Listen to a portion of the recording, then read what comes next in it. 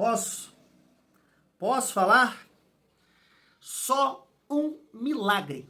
Ah, pentacampeão, isso é o que? Essa Brasil? Só um milagre. Ô, Telote, não fique escutando essa galera aí, não. Que Brasil tem que ir pra dentro, que Brasil é isso, que Não bota o bumbum no chão, não. Não bota o bumbum lá atrás, não, pra ver. Xiii. Ai, meu Deus. Família, a gente vai trocar uma ideia sobre isso, até porque a gente tem aí uma informação sobre o Ryan, que pode ser titular no jogo de sexta-feira. E claro que vamos falar muito aqui sobre o nosso Vascão. Inclusive, a gente tem aqui novas informações sobre a SAF, né? Me parece que algumas mudanças, né, no contrato, e acredito que essa novela está perto do fim, né? Porque o próprio presidente Pedrinho falou que nos próximos dias ele vai apresentar um novo investidor, e aí o canal Na Torcida Vascaínos tem alguns pontos aqui, né, pra gente trocar uma ideia sobre a proposta do La Máquia para comprar 90% da SAF do Vasco. Além disso, o mercado da bola, tem aqui alguns jogadores que poderiam retornar e não vão retornar, resenha boa, e a gente vai trocar uma ideia também sobre mercado da bola, Copa do Mundo e muito mais. Chega aí, família vascaína, no momento que estou gravando esse vídeo, 6h40 da noite. Boa noite, eu acho que podemos dizer que vamos finalizar essa segunda-feira com essa resenha aqui. Não sei, né, família, se vai aparecer alguma outra coisa pra gente voltar aqui, até porque tá difícil, né, manter 3 vídeos no dia, não tem tanta coisa do nosso Vascão, mas vamos lá, qualquer coisa o Thiagão aparece aqui novamente, fechou? Deixa o like, comenta, hypa o vídeo pra fortalecer o trabalho do Thiagão, e não esquece também da parceria aqui do YouTube com o Mercado Livre, Shopee, Netshoes, Magalu e Kabum. Você vai comprar em um desses sites? Pelo amor de Deus, só clica aqui em um dos nossos links, fechou? Que aí você vai lá na barra de pesquisa, digita sua parada, compra sem pagar R$1 a mais, mas vai fortalecer aqui o trabalho do Thiagão. Família, começando aqui esse assunto que eu entendo, assim, a gente que gosta de bola, né? A gente gosta de trocar uma ideia sobre isso, que é sobre, que é sobre a Copa do Mundo, né? E hoje a gente viu, na minha opinião, a favorita, né, a conquistar essa competição. Entendo que nem foi assim uma grande partida, né? Aquela coisa, não, até porque enfrentaram um adversário, na minha visão, qualificado sim. Senegal tem bons jogadores, né? Mané, o atacante, o Nicolas Jackson, o lateral esquerdo que caiu na Premier League com o West Ham. Ele é meio brucutu, né? Ele é meio fraco tecnicamente, mas tem uma disposição, lembra muito o PH, assim, né? Disposição e fraco tecnicamente. Tem o zagueiro lá, né, que é experiente. Goleiro que eu acho que já tá mais pesadão, né, o Mendy, mas assim, é um bom time. O grupo é o grupo da Noruega. A Senegal tem grande chance, sim, de passar jogando essa bola aí. Mesmo não fazendo um grande jogo, a França, cara, família do céu, cara, é muito difícil. Onde a bola cai, ela é bem tratada, pô. Ela é bem tratada. E aí eu entendi o que o Telote quer com o Rafinha. Telote, pelo amor de Deus, eu entendi hoje, assim, família, eu tento, né, eu não tenho essa qualidade, não estudei pra isso, mas eu tento observar algumas coisas taticamente, assim, claro, aquelas coisas que ficam muito claras, assim, né, escancaradas, que foi o que aconteceu nos minutos iniciais hoje do jogo da França. Quem acompanhou a partida viu que o Senegal, opa, eu não vou marcar lá em cima. Eu não vou pressionar eles lá. Até porque, poxa, Désiré Doué, Dembélé, Mbappé, Olise ou Elise, segundo o Galo. Como é que você vai marcar pressão uma galera dessa? Não dá, mano. Tu vai ceder espaço lá atrás, né? Espaço pra correr, não vai pegar. Não vai pegar de jeito nenhum. É tuba tá de dubo, como diz o Galo. Então, Senegal povoou ali o meio campo, fechou a casinha legal e dando muita dificuldade pra França, né, achar os espaços. Tanto que assim, 10, 15, 20 minutos de jogo, cara, a França ficava tocando mais a bola lá atrás, né, com o Upamecano, com o Saliba, do que a galera de frente participando do jogo. Não participava, porque não tinha espaço. Senegal fechou a casinha. E aí tem uma movimentação que no segundo tempo isso ficou mais claro, mas já no primeiro tempo deu pra observar que o Olise, ele tava aberto pela ponta. O que o treinador fez? Opa, irmão, vai lá fazer número no meio campo, vai participar, vai pegar essa bola lá atrás, porque ele tem uma condição muito boa, técnica, né, de arrancar, de achar o espaço e tudo mais, de driblar um e achar um espaço, né, romper essa defesa, abrir essa defesa do Senegal. Então já no primeiro tempo ele faz essa movimentação ali, 15, 20 minutos de jogo, traz o Olise pro centro do campo, faz essa movimentação, e aí, cara, eu vi o que o Telote quer com o Rafinha. Só que Telote e o Rafinha não tem essa qualidade. Matheus Cunha não tem essa qualidade. Esse mala sem alça aqui, que ele é um mala, né, mas ele é muito bom de bola.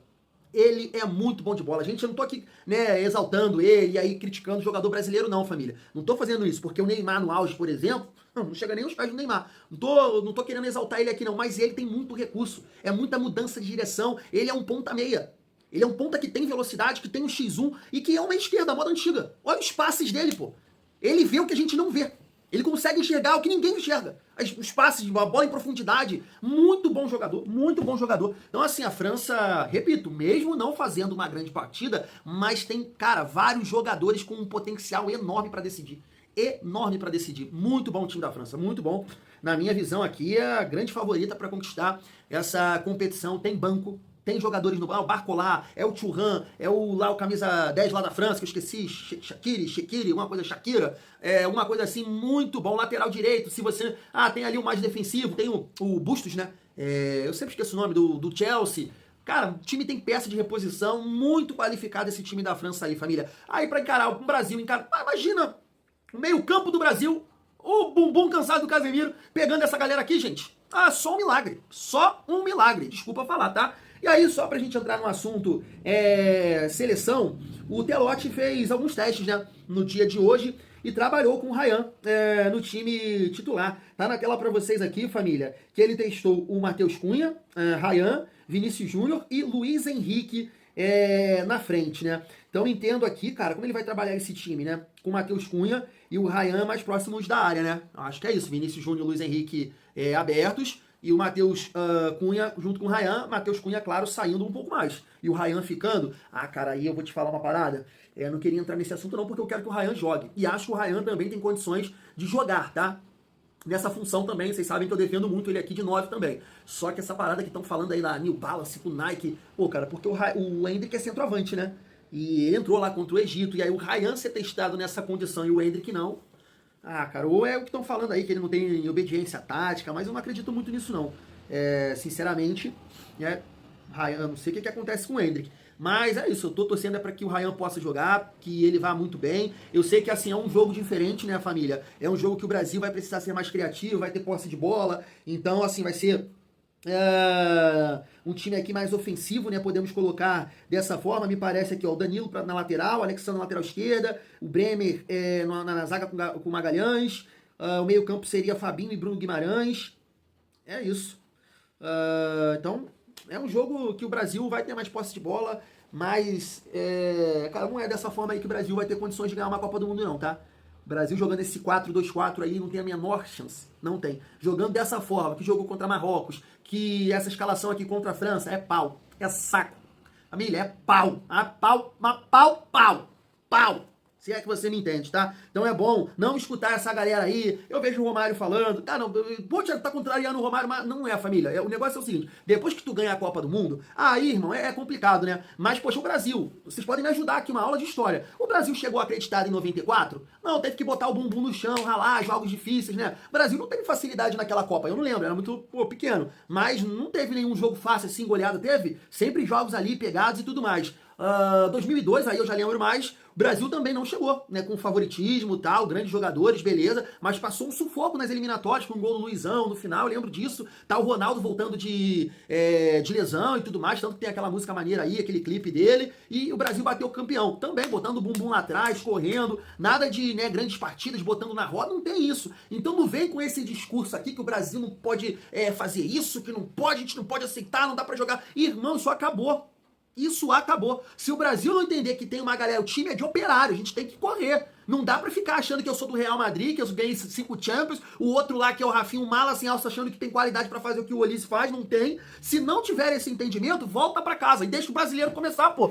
Deixa o Vasco voltar a jogar o Campeonato Brasileiro, porque não vai. Não vai. Não vai. Olha o time da França hoje, que me surpreendeu. Um time altamente qualificado, muito melhor que o do Brasil, mas muito melhor. É um time coletivo, é um time que tá todo mundo correndo, que não tem vaidade, mesmo tendo mala do Mbappé. Eu vi um time coletivo hoje, todo mundo buscando e tal. Aí o Brasil que é essa malaiada toda aí, e a galera do lado de fora, o Brasil não pode, tem que... Não tem não, gente. Não tem, vão atrapalhar o Telote. O Brasil tem que jogar como vários momentos o Real Madrid jogou. Mas Real Madrid cansou de jogar de uma forma reativa contra a Bayern, contra a City. Tem que jogar assim, porque senão o Brasil não vai a lugar nenhum. Não tem condições de encarar a França de igual para igual. Cara a cara. Trocação, não tem. Não tem. Vai por mim, família vascaína. Desculpa ter me estendido muito nesse assunto, mas eu gosto de trocar uma ideia sobre futebol também. Vamos lá, família. Agora eu prometo ser bem rápido. Poxa, deixa eu falar aqui rapidamente sobre mercado da bola. Eu estava vendo aqui, né, que o Arthur não fica, né, no Grêmio, porque ele fez um pedido de 3 milhões por mês. E contrato de 3 anos. Deus que me livre, né? E aí, nesse sentido, me fez lembrar aqui o Douglas, né? Que hoje postou ali, né? Já fazendo um trabalho na academia, correndo na esteira. Estou mostrando aí para vocês. Eu sei que não tem nada, não estou levantando aqui, né? Nada nesse sentido, mas seria um bom nome, né? Seria um bom nome aí para voltar pro Vasco nessa reta final aí, né, família? Nesses próximos 6 meses, né? Podemos colocar dessa forma. Seguindo a nossa resenha. Ontem a gente trocou uma ideia com uma informação do Emerson Rocha e me parece, família, que de fato lá a galera da Argentina colocou o nome do Sforza numa lista de jogadores que poderiam de fato sair do Talleres. Mas está aqui o presidente, né, do Talleres dizendo que o André Fassi, né, que isso não vai acontecer, não tem isso de rescindir o contrato do Sforza e ele voltar para o Vasco. Então o jogador vai continuar lá no Talleres. Agora, se vai ser utilizado pelo São Paulo é uma outra parada. É importante também a gente destacar aqui sobre o GB, né, que não vai ficar no Fortaleza, e claro que a gente imagina que ele vai voltar para o Vasco. E o Vasco também descartou essa possibilidade. Me parece que o Vasco não vai utilizar aqui o GB, então os representantes do jogador estão buscando aí, né, um novo destino para o atacante GB, o centroavante GB. Pelo menos no ano passado fez um gol importante, né? Cara, ele fez gol contra o RB, não foi ano passado, cara? Foi, né? Foi ano passado, E o gol contra o Vitória, aquele gol de cabeça, né? Que, pô, a gente passando raiva. Vamos lá, falando aqui sobre Hugo Moura, mais uma fonte, né? Agora a Itatiaia, falando que o Vasco trabalha assim, né? Com a possibilidade da saída do Hugo Moura. Tem uma proposta, mas o clube ainda não foi divulgado, do Japão. Então o Vasco trabalha assim para enxugar, né, a folha salarial e buscar novos jogadores, reforços, e o Hugo Moura é uma possibilidade aqui, família. Além dele, o Piton, né, acho que o Lucas Freitas também foi comentado, e o que a gente sabe também é que o Inestrosa, né, não quer ficar. Pelo menos é o que está sendo comentado, e a gente não tem nenhum posicionamento do jogador, né? Tá curtindo lá, Cali, dinheiro, carro, comprando moto e tudo mais. Família Vascaína, vida de jogador é difícil, né? Como diria Fernando Diniz, que me fez até lembrar, eu esqueci de comentar, tava preparado para comentar isso aqui com vocês, é que eu sou muito maluco. Tu vê hoje, né? Senegal jogando da forma que jogou, ali, organizado, fechadinho, entendendo que, pô, tu tem Mbappé, Dembélé, aí o Vasco contra o Palmeiras naquele dia lá, o segundo turno, foi? Jogando com Flaco Lopes e Vitor Roque contra. Aí você com Robert Renan e Lucas Oliveira com linha alta. Fazendo Verrete, Coutinho e Nuno marcar pressão. Pô, vai tomar naquele lugar, velho. Aí depois, pô, vocês não entendem nada, vocês são isso, vocês só falam merda. Poxa, mano, é complicado. Tem coisas que é difícil de entender, né, família? Então, assim, sobre o Hugo Moura, já falei aqui. Thiago, você quer a saída dele? Quero. Agora, o Vasco vai trazer um outro volante. Tá se falando aí agora de um português, né? É verdade? Vai trazer? Vai conseguir? Vaza o Hugo Moura. Vaza o Hugo Moura. Agora, se você não contratar nenhum outro volante, primeiro volante, cara, aí eu acho que ele teria que permanecer até o final do ano. Porque quem poderia fazer essa função? Tirando o Barros. Matheus Carvalho? Não sei. Se já voltou a treinar aí, né? Então, eu penso assim. Quero saber a sua opinião.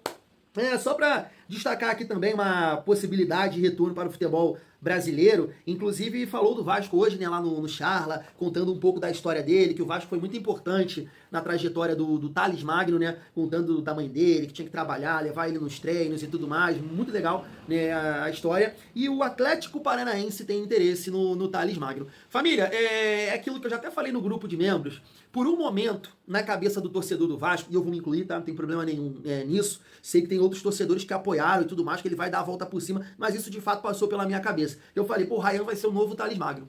E não foi, de forma nenhuma. Chegou até uma Copa do Mundo e atingiu um protagonismo que o Thales, né, foi ali um suspiro, né, em 2019, né, que apareceu e decidindo alguns jogos. Mas depois, né, a gente viu que realmente não era isso tudo. Até aconteceu assim uma crítica, né, na venda do Thales na época pelo Alexandre Pássaro, porque mais também por uma questão de, né, gogó, que o Vasco ia ter dinheiro, que o Salgado ia botar recurso, e teve que vender o Thales Magno, né, para fazer gestão, para operar. Mas no final de tudo, eu acho até que acabou, né, sendo uma venda interessante, porque se o Thales continua no Vasco produzindo o que estava produzindo, capaz do Vasco não conseguir muita coisa. É um jogador que a gente imaginava isso, né, mas não é um atleta que tem esse potencial todo, né, família? Você vê, quem era mais comentado, o Thales ou o Peck?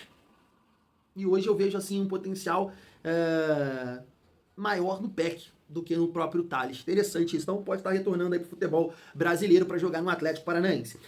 Família, falando aqui agora sobre o Arthur Chaves, né, um zagueiro que foi cogitado aqui, que o Vasco só sondou, e o São Paulo estaria na frente. Mas tá aí, ó, uma informação é que o Hoffenheim recusou a proposta do São Paulo, que tentou a contratação do jogador sem pagar R$1 a mais. né? Na cabeça do São Paulo, não vai utilizar, Hoffenheim, traz para cá, joga aqui, valoriza e de repente isso não vai acontecer. Para tirar o jogador lá do clube alemão, vai ter que colocar um faz-mirri. Agora me parece que o São Paulo está tentando, de alguma forma, um contrato mais curto até o final do ano e não sei o que vai acontecer. Dessa forma, se as coisas caminharem no Vasco e se realmente entrar algum recurso já do grupo do La Máquia, o Vasco pode tentar esse nome, que eu não sei se é o plano A, família. Vamos lá, e para finalizar a nossa resenha, deixa eu trocar uma ideia com vocês sobre essa, podemos colocar, aqui não posso dizer dessa forma, colocar dessa nova proposta, né? Mas alguns ajustes, né? Não sei, tá aí, ó. Novos valores e pontos da proposta. Informação do canal Na Torcida Vascaínos. Tá aí, família, ó, vamos lá. Exclusivo, novos detalhes da proposta de Marcos Lamáquia pela Vasco SAF. 500 milhões em aportes obrigatórios na SAF, com investimento mínimo dividido em parcelas ao longo de 5 anos. O valor é um piso, não um teto, permitindo aportes maiores conforme a necessidade. 750 milhões para fluxo de caixa nos primeiros 3 anos, 250 milhões por temporada, garantindo recursos para salários, contratações, premiações, fornecedores e demais despesas operacionais durante a reestruturação. Fundo perdido. Caso surjam oportunidades estratégicas ou necessidades urgentes, Lamáquia poderá realizar novos aportes para o elenco, infraestrutura, base ou pagamento de dívidas, sem ficar limitado aos valores mínimos previstos. Estrutura, 150 milhões para o CT, 120 milhões destinados ao futebol profissional, 30 milhões para a base e futebol feminino. A operação também considera um passivo próximo de 800 milhões, incluindo débitos ligados à recuperação judicial e negociações com União, Estado e Prefeitura. O objetivo é promover uma reestruturação profunda, criar bases sólidas para o futuro e recolocar o Vasco entre os protagonistas do futebol brasileiro e internacional. Tá aí, família. Quando a gente fala aqui de valores e quando você vê Palmeiras e Flamengo, a forma que eles estão trabalhando, e não dá para você fazer essa comparação, claro, né, porque são associativos, né? Mas a gente sabe que existe uma dificuldade hoje para você competir, né? O futebol tá muito caro, então claro que são valores aqui que chamam a nossa atenção, principalmente por temporada. E aí você não sabe, né, como é que vai ser colocado isso, se acontecer alguma coisa, aí pode passar desse valor, uma oportunidade de mercado também pode pintar algum investimento a mais. Mas é aquilo, família, eu não entendo muito dessa parte de gestão e tudo que a gente tem hoje no futebol brasileiro é realmente difícil de entender. Cito aqui sempre o Galo, o próprio Cruzeiro, Coritiba, que é uma SAF agora também, o Botafogo olha o que aconteceu, então de repente num primeiro momento a gente imagina, o Vasco tem que contratar aqui, X milhões, 100 milhões, Almada, Luiz Henrique, me parece que isso não vai acontecer. Isso não vai acontecer, mas o Vasco vai ter a possibilidade sim de ter um time competitivo, e essa segurança, credibilidade no mercado faz você mudar o olhar para o mercado, o mercado mudar o olhar para você, e aí você conseguir atrair bons jogadores, que os jogadores possam ter esse entendimento que jogar no Vasco vai ser atrativo para a carreira, vão ter a ideia de conquistar, de vencer, o Vasco precisa voltar a ter essa cultura, família vascaína, mas claro que a gente fica nessa questão, vendo os investimentos que são feitos no Palmeiras, no Cruzeiro, no próprio Flamengo, mas é um caminho, é um caminho porque é difícil imaginar hoje o Vasco no modelo associativo caminhando, Seria o mundo ideal, mas infelizmente não é assim. O que a gente tem internamente nessa questão política são eleições bagunçadas, pessoas que preferem atacar, o Levin falava muito isso, A galera prefere me atacar e ele mesmo fala que ele deixou ser sugado, pela política do Vasco, então ele atacava também e ninguém, o debate em prol do Vasco, projetos e tudo mais, isso não existe. Então, sabe, é complicado. E eu acho sim que o Vasco tem muito potencial, o Vasco tem potencial para caminhar com as próprias pernas, O próprio Pedrinho falou isso quando era comentarista. Só que o torcedor ou a maior parte da torcida não tem mais essa paciência e entende que o modelo da SAF é o melhor caminho. Só que espero que o Pedrinho cobrava muito isso da 777, né? No sentido de, opa, se a gente está vendendo nosso futebol para acelerar o processo, então como é que você está projetando 10, não sei quantos anos? Então eu acho que a gente parte desse princípio, né? Desse início aqui. A ideia é acelerar. Né? Eu sei que ser um projeto, o Vasco ser um clube saudável, diferente do Botafogo, mas o mais rápido possível se tornar um time competitivo, né? Que aconteça, assim, alguns investimentos que a gente possa entregar, né? O Vasco entregar para o torcedor, para que o torcedor, né, compre a ideia. E aí tenho certeza que vai continuar ajudando ainda mais, né? Comprando os produtos do clube, sócio-torcedor e, né, muito mais aí, família. Porque, como eu comentei um outro dia, né? O Vasco precisa retribuir, cara. O Vasco precisa retribuir, porque a torcida, mano, sai camisa, esgota, a parada da Copa aí, sucesso de vendas. Então, assim, tem que retribuir, né, família? Né? E vamos torcer para que tudo dando certo, o Lamáquia, o seu grupo, possa, né, entrar e retribuir e entregar, né, um título. Né? Eu acho que é isso que a gente quer, família. Acho não, tenho certeza. Fui.